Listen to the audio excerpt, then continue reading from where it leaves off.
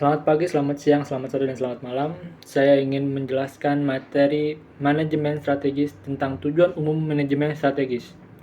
Tujuan umumnya yaitu mengarahkan organisasi menuju pencapaian tujuan jangka panjangnya dengan cara yang efektif dan efisien. Manajemen strategis melibatkan proses perencanaan, pelaksanaan, dan pengawasan strategi organisasi untuk memastikan bahwa sumber daya yang ada digunakan dengan optimal untuk mencapai visi dan misi yang telah ditetapkan. Tujuan penting dari manajemen strategis yaitu 1. Memberikan arah jangka panjang perusahaan yang bakal dicapai. 2. Membantu perusahaan beradaptasi pada setiap perubahan. 3. Membuat kinerja perusahaan menjadi lebih efektif. 4. Mengaplikasikan dan mengevaluasi strategi yang disepakati dengan efektif dan efisien. Kemudian nomor 5 yaitu membuat strategi baru untuk menyesuaikan dengan perkembangan lingkungan eksternal. 6. Meninjau ulang kelebihan dan kelemahan serta mencermati peluang dan ancaman bisnis perusahaan. Kemudian integrasi strategi dan etika bisnis yaitu 1. Pertimbangan stakeholder, keberlanjutan dan tanggung jawab sosial, integritas dan transparansi, keputusan etis dalam eksekusi, manajemen risiko dan akuntabilitas, dan terakhir yaitu pencegahan konflik kepentingan. Yaitu ada proses penerapan manajemen strategis, yaitu yang pertama penetapan misi, visi, dan nilai-nilai. 2. Analisis lingkungan internal dan eksternal. 3. Perumusan strategi. 4. Implementasi strategi. Dan yang kelima pengawasan dan penyusunan strategi. Perencanaan strategis dalam manajemen yaitu proses penetapan tujuan jangka panjang dan langkah strategis untuk mencapainya.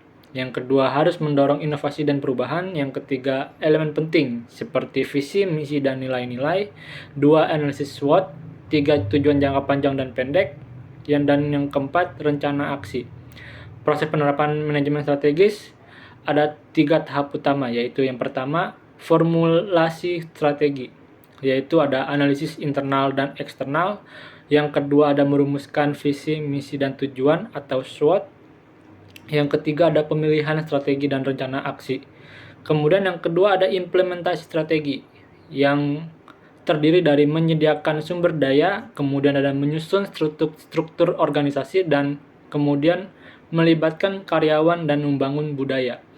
Yang ketiga ada evaluasi strategi yang terdiri dari 3 juga, yaitu menilai efektivitas strategi, yang kedua mengukur kinerja, dan ketiga melakukan penyesuaian jika diperlukan.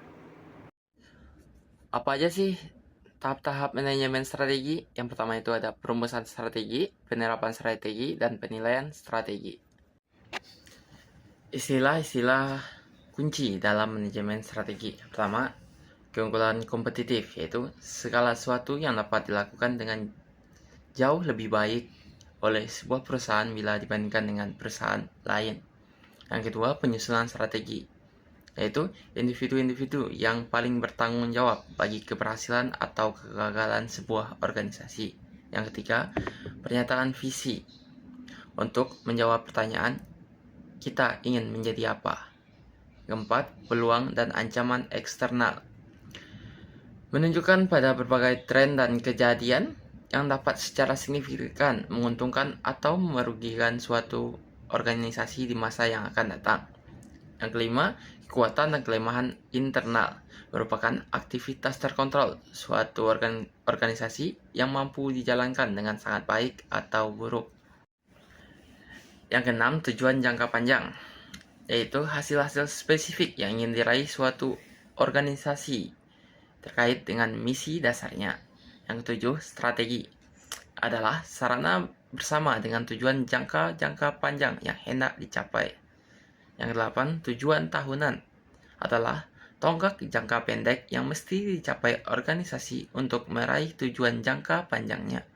Yang kesembilan, kebijakan, adalah sarana dengan tujuan tahunan yang akan dicapai.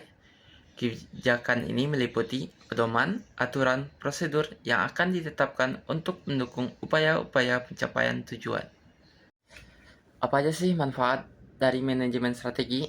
Yaitu manfaatnya itu ada dari keuntungan keuangan dan keuntungan non-keuangan. Yang pertama itu keuntungan keuangan. Perusahaan berkinerja tinggi, membuat keputusan yang lebih cerdas dengan antisipasi yang baik terhadap konsekuensi jangka pendek dan jangka panjang.